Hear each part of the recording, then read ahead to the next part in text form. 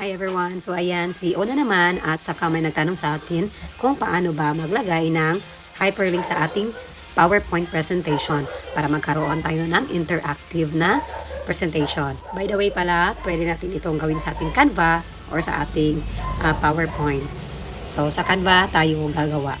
Halimbawa dito sa aking presentation na ginawa sa Science 3. So dito, may ginawa akong isang interactive na quiz, review quiz. So play natin ang presentation. Meron na people get sick due to polluted air caused by smoke from factories. So ano ba yan? Is it correct or X? So kapag sinagot ng bata is check, okay, lalabas yung great job or meaning tama ang kanyang sagot. So click natin ang next. So next pupunta na siya sa next na question. There are many living fish in the ocean. So kapag sinagot ng bata is X, so mapupunta siya dito sa slide na try again. So click mo lang ang click here at mapupunta ka na balik sa question. So paano ba ito gawin? At sundan niyo ang video na ito.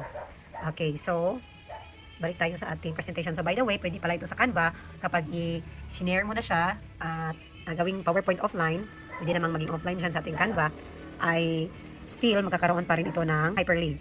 So halimbawa dito sa aking ginawa, okay, so meron tayong raw na PowerPoint presentation. So halimbawa, type lang natin ang R.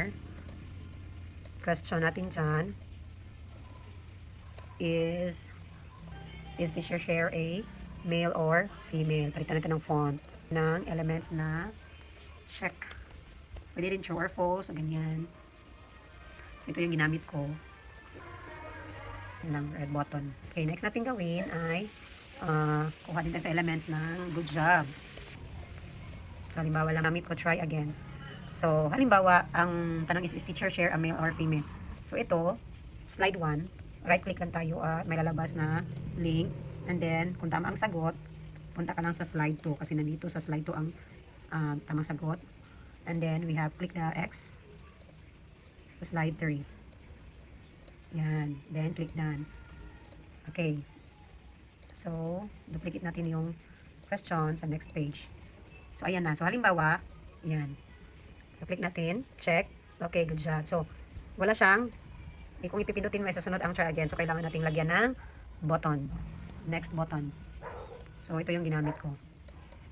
Yan. So, i-hyperlink lang natin ang next to. So, next question kasi tama siya. So, link 4. Link, edit link 4. Yan. Okay. Pag ito naman, try again. So, you have to babalik siya dapat sa tanong. So, yung tanong nasa slide 1, then done. Okay, try again natin. Ayan, sige. Sa teacher, share a male or female. Kapag mali, yan, may lalabas na try again, and may button dyan. Pag click mo, babalik siya sa question. So, the answer is yes. Check. So, kapag i-click mo yung next button, tanin ka na niya sa next question. So, yan lamang ang paglagay ng hyperlink. So, halimbawa, kung na mistakenly or nagkamali ka sa pagpindot ng link, click mo lang yan, then just erase, backspace, then pipili ka na ng next mo na link. So yun lamang. Thank you so much. Bye!